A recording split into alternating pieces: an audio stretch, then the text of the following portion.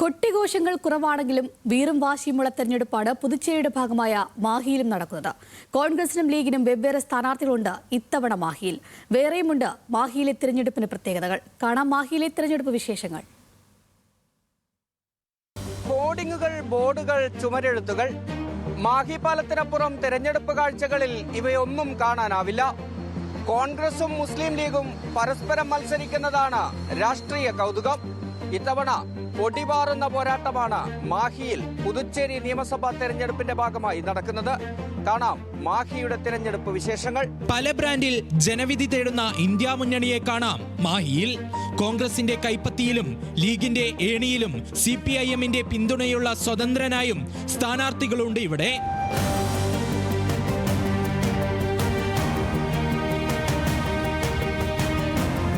നാൽപ്പത് വർഷം ഒരുമിച്ച് നിന്നിട്ടും ഒരിക്കൽ പോലും സ്ഥാനാർത്ഥിത്വം നൽകാത്തതിൽ കടുത്ത അതൃപ്തിയാണ് മുസ്ലിം ലീഗിന്. ഇത്തവണ മുന്നണി മറന്ന് ലീഗ് സ്വന്തം നിലയിൽ മത്സരിക്കാൻ തീരുമാനിച്ചതും അതുകൊണ്ട് തന്നെ. നമ്മൾ കോൺഗ്രസിനെതിരെയല്ല, കോൺഗ്രസിന്റെ നിലപാടുകളെയും അവരുടെ രാഷ്ട്രീയപരമായ ഇത് നമുക്ക് അംഗീകരിക്കാൻ പറ്റില്ല. ഇവിടുത്തെ വികസനം, നമ്മൾ വീടുകൾ കയറുമ്പോൾ ഇവിടെ കഴിഞ്ഞ കാലങ്ങളിൽ ഒന്നും നടന്നില്ല എന്ന് ജനങ്ങളെ കൂടെയാണ് ഞങ്ങൾ.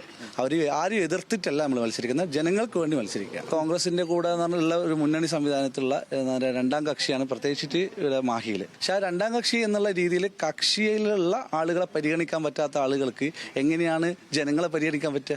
കഴിഞ്ഞ തെരഞ്ഞെടുപ്പിൽ 300 വോട്ടുകൾക്ക് മാത്രം LDF സ്വതന്ത്രനെ തോൽപ്പിച്ച രമേശ് പരമ്പത്ത് തന്നെ കോൺഗ്രസിനായി മത്സരിക്കുന്നു. ലീഗ് ഒറ്റയ്ക്ക് മത്സരിക്കുന്നത് കോൺഗ്രസിനുണ്ടാക്കിയ ആശങ്ക ചെറുതല്ല. എങ്കിലും വിജയപ്രതീക്ഷ കൈവിടുന്നില്ല കോൺഗ്രസ്. മാഹി നിയോജക മണ്ഡലത്തെ സംബന്ധിച്ചിടത്തോളം കോൺഗ്രസിന്റെ മണ്ഡലമാണ്. ഞങ്ങൾ വളരെയധികം ശുഭപ്രതീക്ഷയുണ്ട്. ലീഗിനെ സംബന്ധിച്ച് 95% ലീഗിന്റെ നേതാക്കന്മാരും പ്രവർത്തകരും ഞങ്ങളുടെയാണുള്ളത്. അത് ചെറിയൊരു പാകപ്പിഴ വന്നു എന്ന് മാത്രമേ ഉള്ളൂ. പക്ഷേ ആരെക്കുറിച്ചും ഞങ്ങളെ സംബന്ധിച്ച് നമ്മൾ കുറ്റപ്പെടുത്തുന്നില്ല. അവരുടേതായ പ്രവർത്തനം നടത്തുന്നുണ്ട്. സത്യം എന്താണെന്ന് ജനങ്ങൾക്കറിയാം. സത്യത്തെ തിരിച്ചറിഞ്ഞ് അതിന് കണക്കായ നടപടികൾ കൈക്കൊള്ളുന്ന ഒരു ജനതയാണ് ചരിത്രപരമായി മയ്യഴിയിലുള്ളത്. അവരോടത് പ്രത്യേകിച്ച് പറയേണ്ട യാതൊരു ആവശ്യമില്ല. എതിർ സ്ഥാനാർത്ഥികളിൽ ആര് ജയിച്ചാലും അവരെല്ലാം ഒന്നാണെന്ന പ്രചരണമാണ് BJPയുടേത്. മാഹിയിൽ ഇത്തവണ മാറ്റമുണ്ടാകുമെന്ന് ഉറപ്പ് പറയുന്നു NDA സ്ഥാനാർത്ഥി A ദിനേശൻ. ഇവിടെ ഇപ്പോൾ മത്സരിക്കുന്ന ഞങ്ങളുടെ എതിർ സ്ഥാനാർത്ഥികൾ 3 പേരും ഒരു മുന്നണിയുടെ ഇന്ത്യ സഖ്യത്തിന്റെ ഭാഗമാണ് എന്നുള്ള ഒരു ആശ്ചര്യകരമായ അല്ലെങ്കിൽ കൗതുകകരമായ ഒരു അവസ്ഥയാണ് മാഹിയിലുള്ളത്. ഇപ്പോൾ കോൺഗ്രസ്, ഇടതുപക്ഷം, ലീഗ് ഒക്കെ സെപ്പറേറ്റ് ആണ് ഇവിടെ മത്സരിക്കുന്നത്.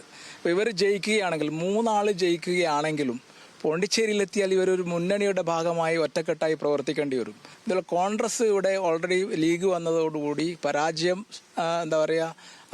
സമ്മതിച്ചു കഴിഞ്ഞു.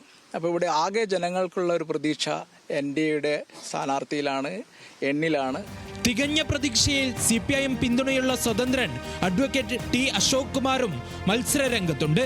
മുഴുവൻ ആളുകളും വളരെ പ്രതീക്ഷയിൽ തന്നെയാണുള്ളത്. ഇന്ന് മാഹിയുള്ള രാഷ്ട്രീയ സാഹചര്യം കാരണം കോൺഗ്രസിൻ്റെ പ്രധാന എതിർകക്ഷി എന്നുള്ള കോൺഗ്രസ്സാണ്. കോൺഗ്രസിൻ്റെ ഒരു വിഭാഗം പ്രവർത്തനങ്ങളിൽ മാറി നിൽക്കുകയാണ്. പിന്നെ മുസ്ലിം ലീഗാണുള്ളത്. കോൺഗ്രസിൻ്റെ ഘടകകക്ഷിയായിട്ടാണ് നാളിതുവരെ മാഹിയിൽ മുസ്ലിം ലീഗ് ഉണ്ടായത്. പക്ഷേ ഇപ്പോൾ നിലവിലുള്ള MLAയുടെ കഴിവുകേട് പറഞ്ഞുകൊണ്ട് അവർ സ്വന്തമായിട്ട് ഒരു സ്ഥാനാർത്ഥി നിർത്തി സജീവമായി പ്രവർത്തിക്കുകയാണ്.